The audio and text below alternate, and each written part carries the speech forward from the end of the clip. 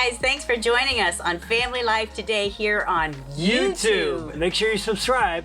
You don't want to miss any episodes, so hit the little bell and you'll get notifications and you won't miss anything. And if this encourages you, like it and share it with your friends. Yeah, share it with your friends. Yeah, welcome to Family Life today. Marriage really is a constant opportunity for lavish grace. Yes. But at the same time, there's often this temptation to withhold it or not even ask for it when we need it.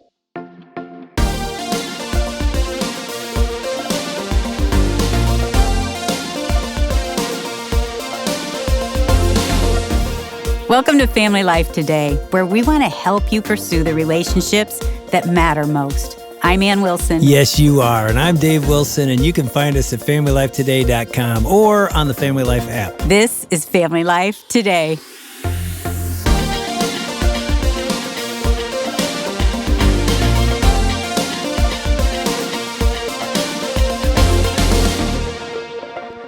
So what a week.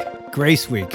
Fun week. I mean, we've been talking about grace all week. I've been learning a lot. Have you? I mean, you talk about a topic that you can't talk enough about. Mm-hmm. The grace of our Lord and Savior Jesus Christ can never be overexplained.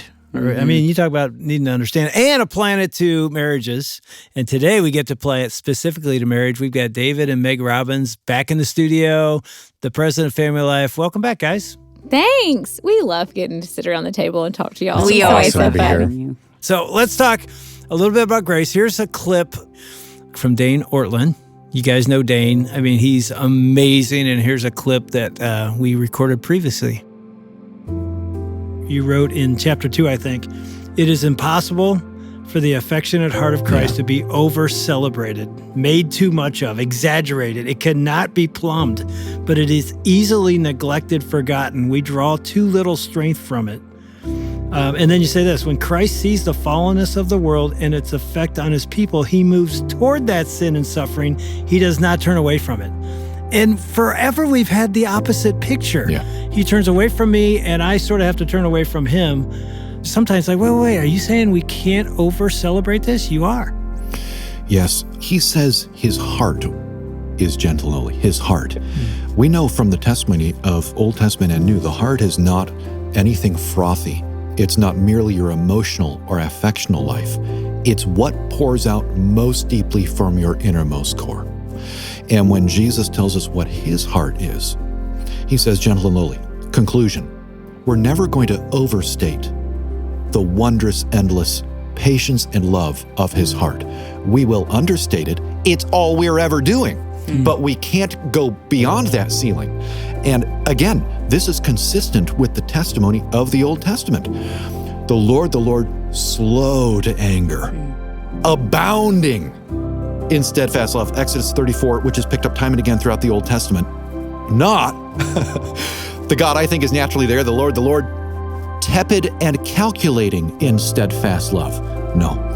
So this is, as you say, Dave, we picture God as the photo negative of this. It feels very morally serious to make much of God's holiness and to sort of say, oh, hang on, tap the brakes on his grace. That feels right because we know way down deep we are guilty sinners. But actually, we're dishonoring Christ. We're free to honor Christ by letting his forgiveness loom larger than all of our guilt, shame, and regret.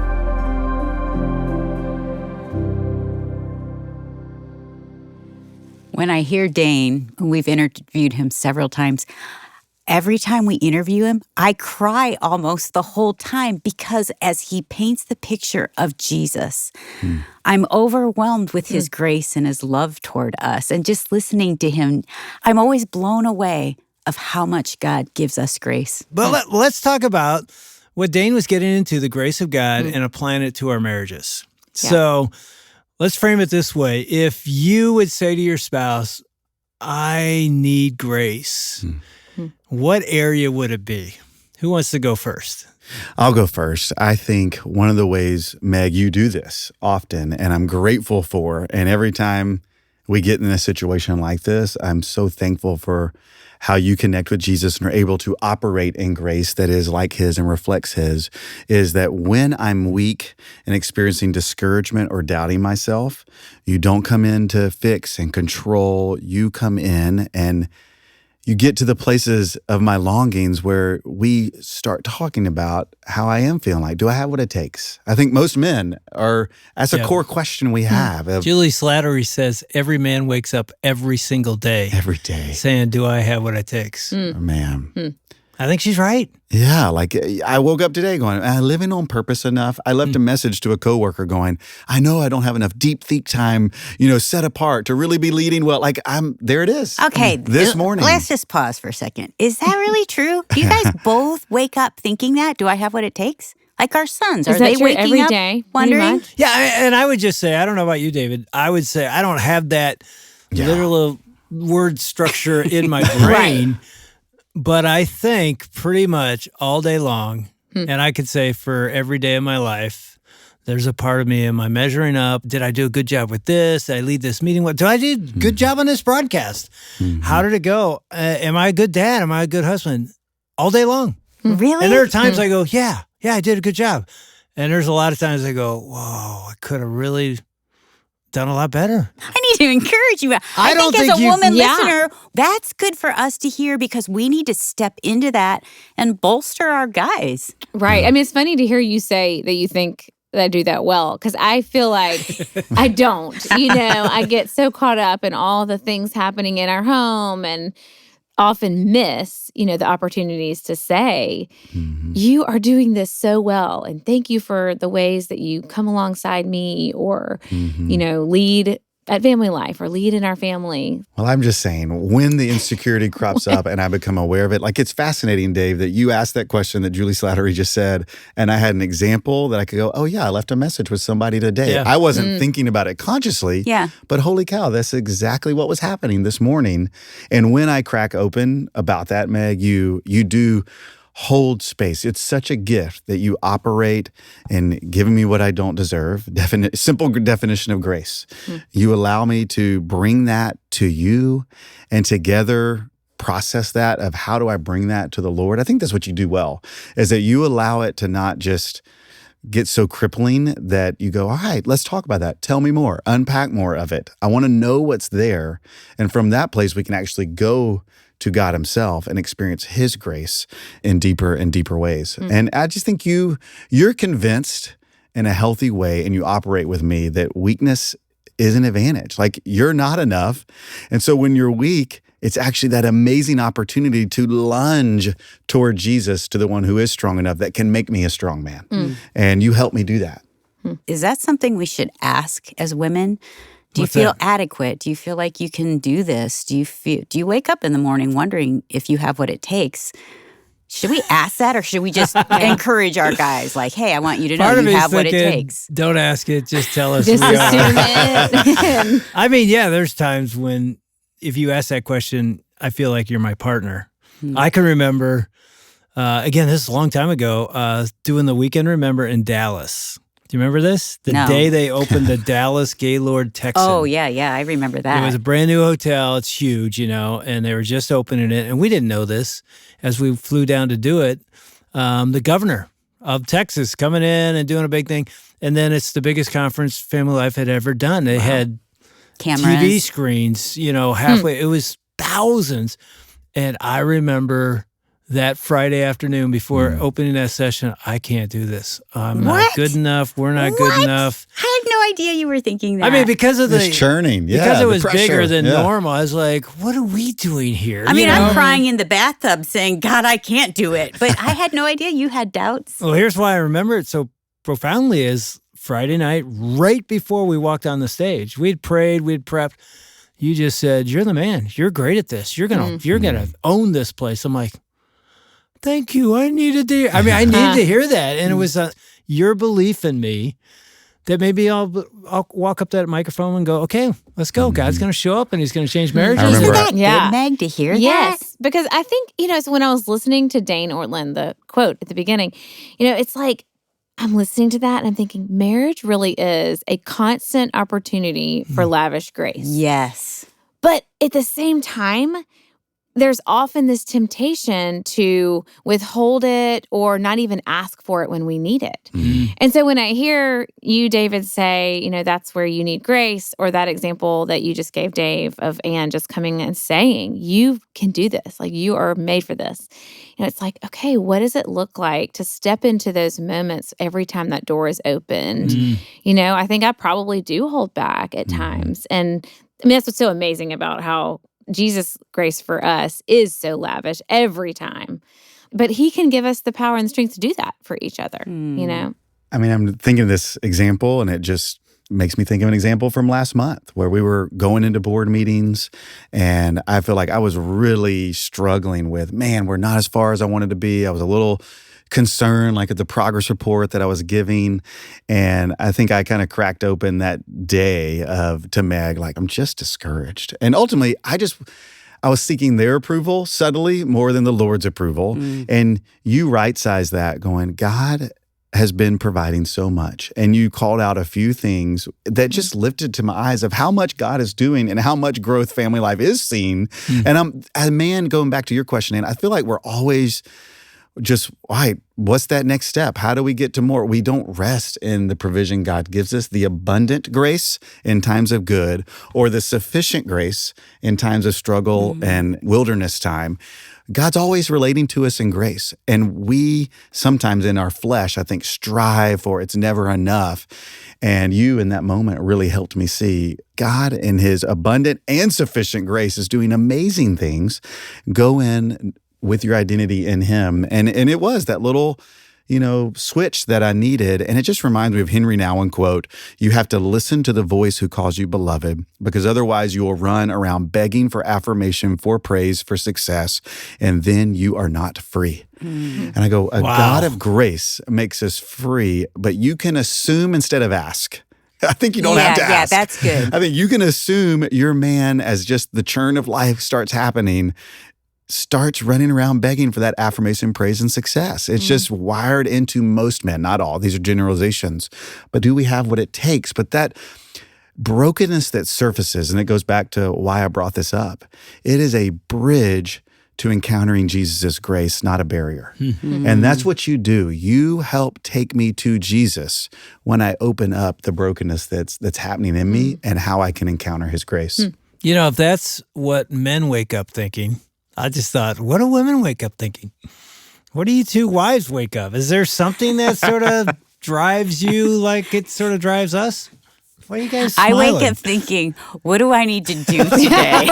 Who needs my help today? Where's the coffee? That's my very first thought. What am I cooking today? Why is my husband not helping right now? Right? No, I don't think that.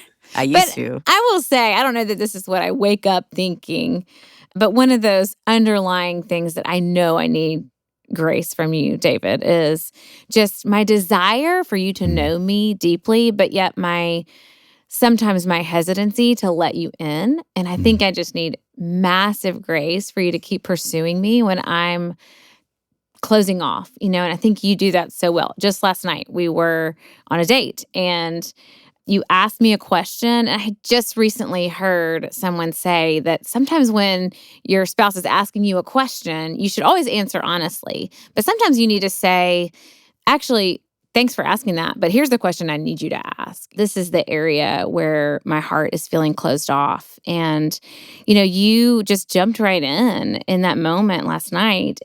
You were really humble and able to say, I'm sorry, I haven't been pursuing you and asking those questions, but I think you were extremely patient and gracious just to wait, because I'm very much an internal processor. And so sometimes it's really hard for me to say on the spot, oh, how are you doing? Or what are you really thinking or feeling about that? Let's just say as an activator, I didn't do a good job early in our marriage when she would say, I don't know. Yeah. Oh, David, man, I'm an activator and Dave's an internal processor.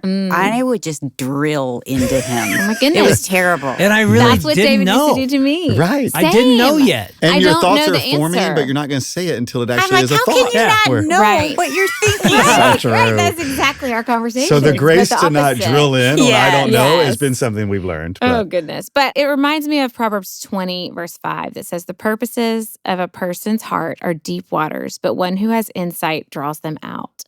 And I have just seen you so many times over the years in our marriage have amazing, lavish grace to have the insight and the patience to draw those things out. And sometimes it's continuing to ask and waiting for me to say, I don't know, many times. But other times it's, let's revisit this when you've had more time to process it. And I think there are times when it would probably be easy for you to fill in the gaps and to speak, but I think also of how, we're called to be slow to speak and quick to listen. And sometimes we sit in silence, but I do long to be known. I want him to know what's going on in my heart. But sometimes it takes me time to process that with Jesus and be able to process that with him openly. So It is interesting. Years ago, Ann said to me, probably about around year 10, when we were really struggling with, you were struggling with your feelings for me, which our listeners heard that many times.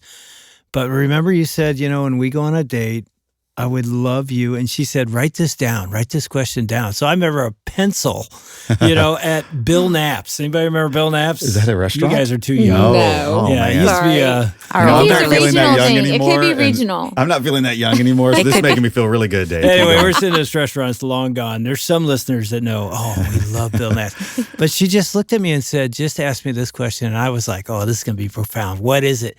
How are you doing? What? She goes, write it down. How are you doing? I'm like, I don't ask you how you're doing. She goes, no. Wow. And I would love you. And what she's saying, Megan, is what you said. Right. I want you to know my heart.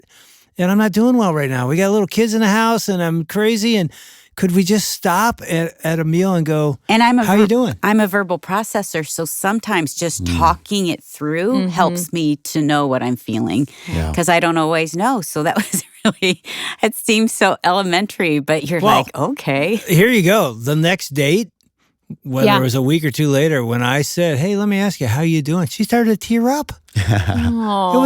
It was like, nobody's asked me that. But and it's thank you like, for asking. It was As like, wow. women, you asked, what do you wake up thinking? And I think I at least have a deep need for emotional connection and Yeah. intimacy, and to be known. I mean, I think we're all created with that desire to be known and to be loved, to be fully known and fully loved. And of course, we get that fully and completely from the Lord. But there is something about oneness in marriage that comes from being known. And that question, as simple as it may seem, how are you doing? That's digging into your heart. One thing that connection piece, is something that we had to practice last night, and it's been a recent thing that's kind of popped up of looking each other in the eyes while we are sharing our heart. There's something so powerful. And yet we almost forget, like you're processing, you do need to think up and look to the right to, what am I thinking? I want to share my heart. But yet as you begin to share it, we kind of stopped last night like, hey, could we? Well, you did that. You said, can you look me in the eye? Did you really? Yeah, I there's a much greater level of vulnerability when you do that. It's the authors that we interviewed, it's the brain guys. Marcus Warner and Chris Gorsey, and their book, The 4 Habits of Joy-Filled Marriages. Yeah. But that's one of the exercises that they say is so important to when you speak to one another, look each other in the eye directly. That's grace. Yeah. When you give somebody the honor of not going to look at my phone, you're going to listen to them and look at me, you're literally being graceful. You're saying you're valuable. I want to hear what you say. And we don't do it to our own spouse. Yeah. Like, I'll be watching a football game like, really? You want to talk about your heart right now? Come on, it's like the third quarter. But you know who's always intently wanting to hear is Jesus. Talk about his grace of just being in it with me. It helps me to say to him what I'm feeling and to verbalize to him sometimes first before I take it to Dave because it helps me get settled in my mind. Yeah. In the quote in the beginning that we listened to, I think you said, Dave, that when Jesus sees the fallenness, he moves toward us in it. And that's a Dane quote. Yeah. yes, I mean, Dane talks about that. We have the opportunity to do that in marriage. And I think that ultimately when I'm closing off and kind of being self-sufficient. That's my mess, my sin, that David has the opportunity to move toward me and say, no, I'm going to keep pursuing. What is this in your heart that you're, maybe I'm afraid to share it, or maybe it's something that I haven't processed yet. But or wounds from the past that you're not even sure why you're not bringing it. Exactly. I tell you what, when I thought of what I wanted to say to Ann that you've done to give me grace, that was it. I feel like in my sin, in my weakness, you've been graceful. When I snap in anger, when I sin, I feel like I get Jesus' response. Now, there have been times. That's miraculous. Yeah. Let's just say. Yeah. And there have been times, it's been really difficult for you to understand some of but I mean, we've been married a long time now, and I'd say the last 10, 15, 20 years, that's a long time in itself. I've received grace. No, that's so I live nice. with Jesus. That's what I do. You certainly do not. No, I don't. But I mean, Jesus you coming have through you. extended that. Yeah. Here's mine, you guys. Mine is so recent. I feel like this has been an ongoing need for grace because I feel like I'm not good at it and I'm not always doing well in it, is putting the kids before my marriage. Our kids are all gone. And yet I still have grandkids, and it's always in my mind like, what do we need to do for them? How can we help them? How are they doing? It's still there. They're out of the house. And I'm still thinking of that for So our you're telling me grandkids. this isn't going to change when the kids are gone. It is not going to change. And I'm prioritizing them often before our marriage still. We just looked at a condo to downsize, and I'm thinking, what will it be like when they all come to visit, So it's always and I'm in like, my that mind. happens like once a month. I mean, it happens more, but yeah, I don't go there first. And so that's been hard. It's been hard for you Yeah. because when our kids were little, I was tired.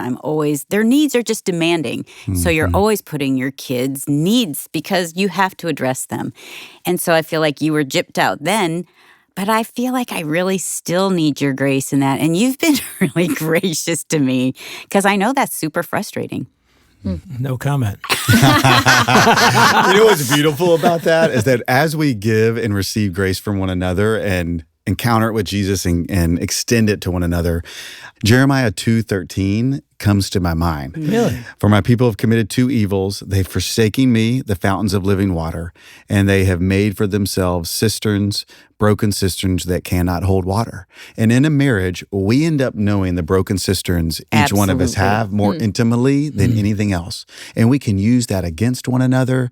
And there you go again. All this need you have. Your kids are your idol. That's right. Go into that broken cistern to fill your cup, and they'll do it, but it'll always beg for more, because it's going to leak out. Yet in grace, we can love one another, approach God's throne of grace to receive the grace and mercy that we need in our time of need. And we push one another to the living water, the fountain of living water that we find out in John 7, of course, is Jesus himself that can flow in and through us through the Holy Spirit. This is the invitation we get. And Jesus allows us to, in a marriage, to extend that to one another and leave away our broken cisterns and go to the living water. Yeah, I would just add this. As you were saying that, David, I thought we can't do it unless we allow the living water through his Spirit, Jesus, to empower us. I mean, we all want to receive grace. Please give me grace, but we want to extend it, and it's hard. I think it's impossible, but in the power of Christ, in the power of the Holy Spirit, we go, you know what, I'm going to forgive. I'm going to give you grace.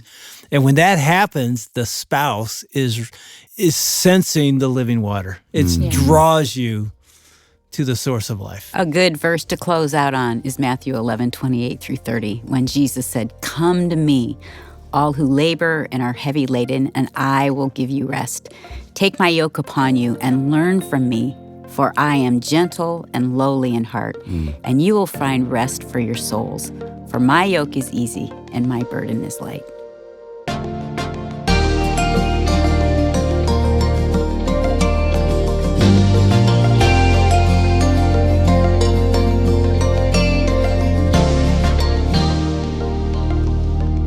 Rest. Sounds good, right? I love those words from Jesus. You've been listening to Dave and Ann Wilson with Meg Robbins and president of FamilyLife, David Robbins, on Family Life Today. Stick around. David wants to share his appreciation for you in just a second. But first, earlier this week, we talked about experiencing the grace that Jesus gives in the context of our families. We did that with author and pastor Dane Ortland, and he's written a book called Surprised by Jesus: Subversive Grace in the Four Gospels. And we'll send you 2 copies as our thanks when you partner financially with us at FamilyLifeToday.com. That's 1 copy for you and 1 to give away. You can get your copies when you give at FamilyLifeToday.com or by calling 800-358-6329. That's 800-F as in family, L as in life, and then the word today. We'd love for you to join us along with David and Meg Robbins for the 2024 Love Like You Mean It Marriage Cruise. Our biggest sale is happening right now for the cruise. Join us next February in the Caribbean with many of your favorite Christian speakers and artists for a romantic week you will not forget. I've been on the cruise before, and I have not forgotten it, trust me. You can learn more at FamilyLifeToday.com. Well, we wanted to throw it back to David Robbins with a few more important words about this special time in Family Life Today's history. Here's D-Rob. As we think about all that God has been doing, one more thought in this moment that we have together. The day we are recording is the 30th anniversary of Family Life Today going on air. And when I think about the grace of God continuing and sustaining, and the marriages and families and perspectives and relationships with God that have been transformed over 30 years, I just want to thank you as a listener. You journey with us every day, you pursuing your own walk with Jesus, you pursuing your home and the relationships that matter most, you seeking to reflect Jesus to the homes around you. That's what we're all about. And we're so grateful that you are a part of Family Life. And for those of you who are partners of Family Life and give financially in order to keep programs like today going for 30 years, we are so grateful for the ways you sacrifice to get the good news of Jesus and the beauty of the gospel and the timeless principles that are found around marriage and family in God's word to more and more homes. We are so grateful for your partnership. It really is a treat and a privilege to get to serve alongside you. Yeah, it really is a treat to be a part of a ministry that impacts so many people for the glory of Jesus. I am personally so grateful for Family Life and all that it has done in my walk with God, in my marriage, and in my relationships. Are you feeling distant from God lately? Maybe turning away and even questioning the truth of His word? I've been there. Maybe that's okay. I believe a message next week may be for you to help you in this season of doubt. Dave and Ann are going to be joined by John Marriott to tell us the hidden realities of losing faith. That's next week. We hope you'll join us. On behalf of Dave and Ann Wilson, I'm Shelby Abbott. We'll see you back next time for another edition of Family Life Today.